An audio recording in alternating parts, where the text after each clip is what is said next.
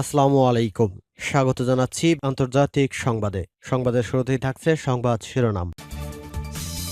জানিয়ে দিব হাতে থাকা সর্বশেষ আপডেট আন্তর্জাতিক সংবাদ।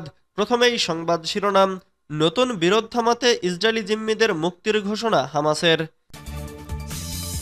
এরপর জানিয়ে দিব পুতিন ট্রাম্পের ফোনালাপ বলে দিচ্ছে ইউরোপের দিন শেষ, বলেছেন মেদভেদেভ। এদিকে গাজায় ইসরায়েলের কর্মকাণ্ড নিয়ে জাতিসংঘের সতর্ক বার্তা। আরও জানিয়ে দিব ট্রাম্প পুতিন ফোন আলাপ, আনন্দিত চীন। সর্বশেষ জানিয়ে দিব ভারতের মণিপুরে রাষ্ট্রপতি শাসন জারি। এতক্ষণ শুনছিলেন সংবাদ শিরোনাম, এবারে বিস্তারিত। তবে অনুরোধ থাকবে ভিডিওটিতে একটি লাইক করবেন এবং কমেন্ট করে জানিয়ে দিবেন কোন জেলা থেকে আপনি আমাদের এই ভিডিওটি দেখছেন। নতুন বিরোধ থামাতে ইসরায়েলি জিম্মিদের মুক্তির ঘোষণা হামাসের। পরিকল্পনা অনুযায়ী ইসরায়েলি জিম্মিদের মুক্তি দেওয়ার ঘোষণা দিয়েছে ফিলিস্তিনের স্বাধীনতাকামী সংগঠন হামাস। আরব নিউজ জানিয়েছে হামাসের এই বিবৃতির ঘোষণা দৃশ্যত গাজা উপত্যকায় নতুন করে হুমকি হয়ে ওঠা একটি বড় বিরোধের নিষ্পত্তি করবে। হামাস বলেছে মিশর ও কাতারের মধ্যস্থতাকারীরা নিশ্চিত করেছে তারা সব বাধা দূর করতে কাজ করবে এবং যুদ্ধবিরতি চুক্তি বাস্তবায়ন থাকবে।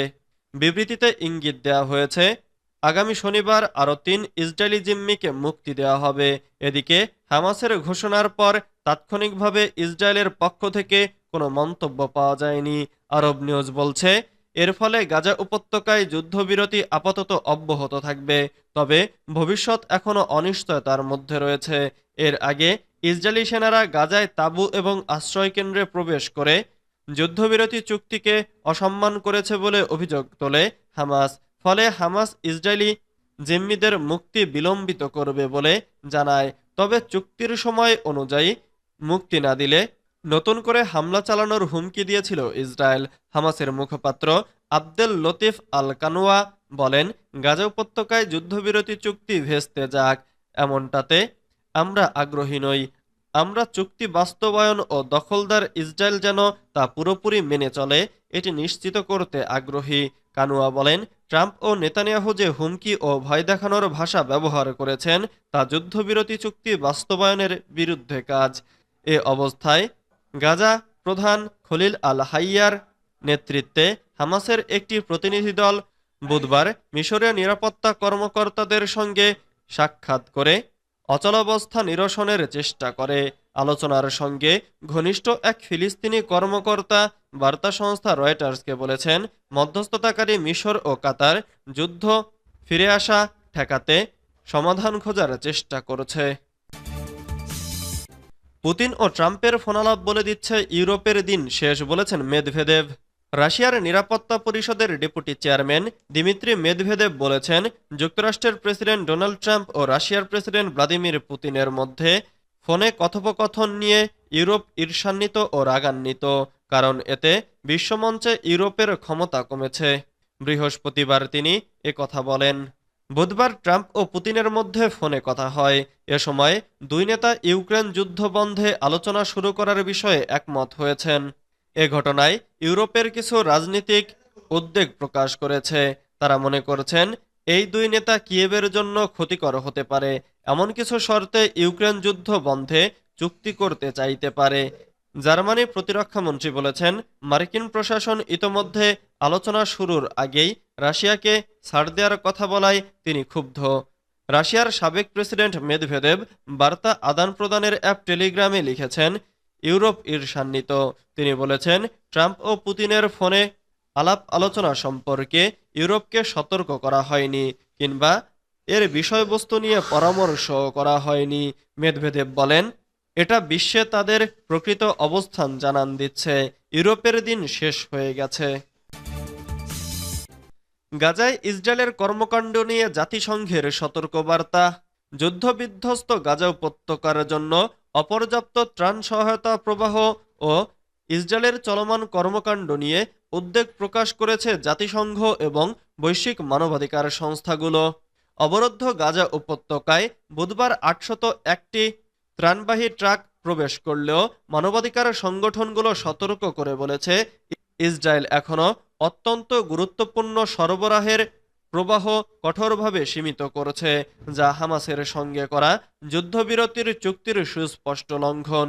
জাতিসংঘের মানবিক সাহায্য সংস্থা ওসিএইচএ জানিয়েছে, ইসরায়েলি কর্তৃপক্ষের সঙ্গে আলোচনা ও মধ্যস্থতাকারীদের প্রচেষ্টার মাধ্যমে গাজায় ত্রাণ সরবরাহ করা হয়েছে, তবে এখনও জ্বালানি ও চিকিৎসা সরঞ্জামের মতো গুরুত্বপূর্ণ সামগ্রীর ওপর কঠোর নিষেধাজ্ঞা রয়ে গেছে।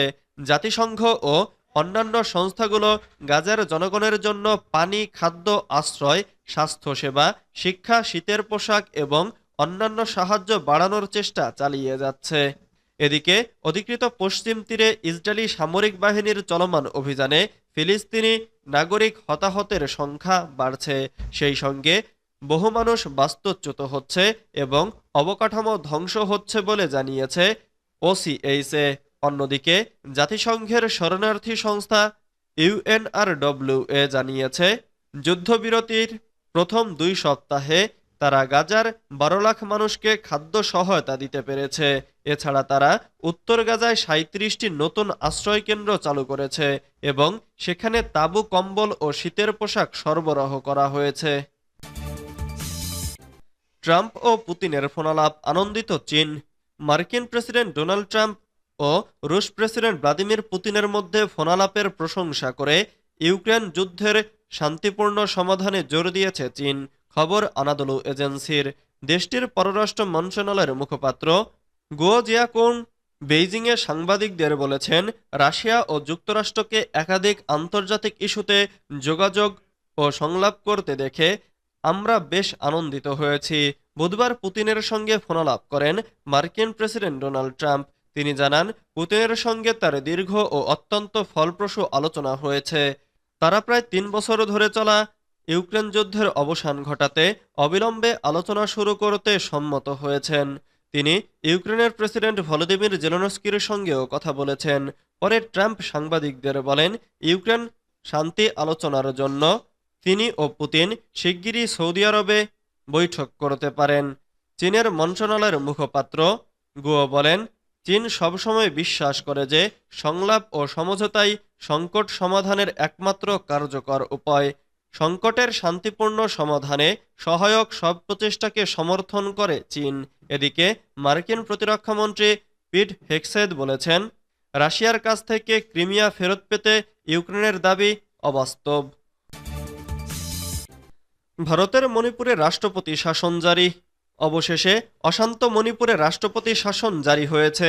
দিন কয়েক আগেই মুখ্যমন্ত্রী পদ থেকে ইস্তফা দেন এন বীরেন সিং। রাষ্ট্রপতি শাসনের কথা জানিয়েছে ভারতের স্বরাষ্ট্র মন্ত্রণালয়। এর আগে গত 9 ফেব্রুয়ারি মুখ্যমন্ত্রী পদে ইস্তফা দেন বীরেন সিং। তার ইস্তফার পরে নতুন কোনো মুখ্যমন্ত্রীর নাম ঘোষণা করতে পারেনি বিজেপি। এই অচলাবস্থার মাঝে বৃহস্পতিবার মণিপুরে রাষ্ট্রপতির শাসন জারি করা হয়েছে। রাষ্ট্রপতির স্বরাষ্ট্র মন্ত্রণালয় থেকে একটি সরকারি বিজ্ঞপ্তিতে মণিপুরে রাষ্ট্রপতি শাসন জারি করার কথা জানানো হয়। বিজ্ঞপ্তিতে রাষ্ট্রপতি দ্রৌপদী মুর্মুর বয়ানে লেখা হয়েছে, আমি মণিপুরের রাজ্যপালের থেকে রিপোর্ট পেয়েছি। এই রিপোর্ট দেখে এবং অন্য তথ্যগুলোর ভিত্তিতে আমার মনে হয়েছে সংবিধান অনুসারে সেখানে সরকার চালানো সম্ভব হচ্ছে না।